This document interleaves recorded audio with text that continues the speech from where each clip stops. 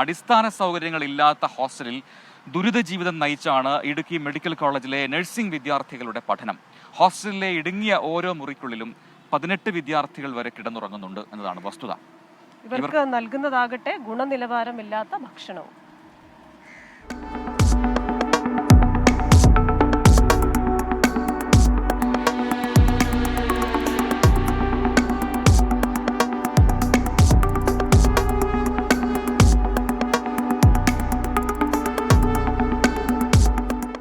Idukki nursing കോളേജിൽ പഠിക്കുന്ന പെൺകുട്ടികളുടെ ഹോസ്റ്റലിലെ കാഴ്ചയാണിത്.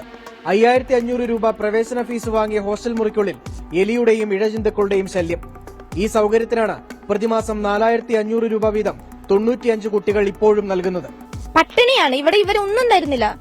തരുവാണെങ്കിൽ തന്നെ ഒട്ടും കഴിക്കാൻ പറ്റില്ലാത്ത ഫുഡൊക്കെയാണ്. ഇഷ്ടം പോലെ കുട്ടികൾ ഛർദ്ദിക്കുകയും ഫുഡ് പോയിസണും. മാനേജ്മെന്റിന് കൊടുത്തപ്പോഴാണ് അവരുടെ ഭാഗത്തുനിന്ന് ഒരു റെസ്പോൺസും ഇല്ല. നിങ്ങൾ ഇറങ്ങിപ്പോയിക്കോളാൻ തന്നെ, പറ്റൂല്ലെങ്കിൽ ഇറങ്ങിപ്പോയിക്കോ. എല്ലാ ദിവസവും ചോറിന്റെ അകത്ത് എപ്പോഴും ചെള്ളുണ്ടെന്ന അങ്ങനെയൊക്കെയാണ്. പിന്നെ മുടിയ അങ്ങനെ കുറെ കംപ്ലൈന്റ്സ് ഉണ്ട്. പിന്നെ ഫുഡ് എന്ന് പറഞ്ഞാൽ ഭയങ്കര വെള്ളമാണ്. ഞങ്ങളുടെ ഒരു റൂമിൽ 18 പേരാണ്. ഈ 18 പേർക്ക് മര്യാദ സാധനങ്ങൾ വെക്കാനുള്ള ഒരു സ്ഥലം പോലും ഇല്ല. ഞങ്ങളുടെ സമരത്തിലേക്ക് തന്നെയാണ് പോകാൻ നിൽക്കുന്നത്.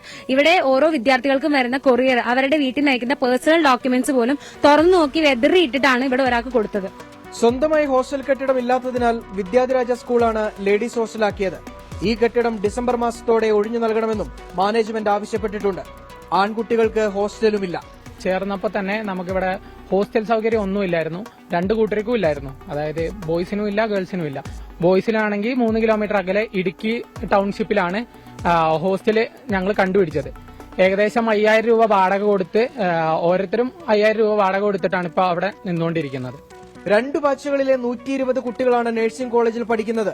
അടിയന്തരമായി പ്രശ്നം പരിഹരിച്ചില്ലെങ്കിൽ സമരവുമായി രംഗത്തിറങ്ങുമെന്നാണ് വിദ്യാർത്ഥികളുടെ മുന്നറിയിപ്പ്. 24 ഇടുക്കി.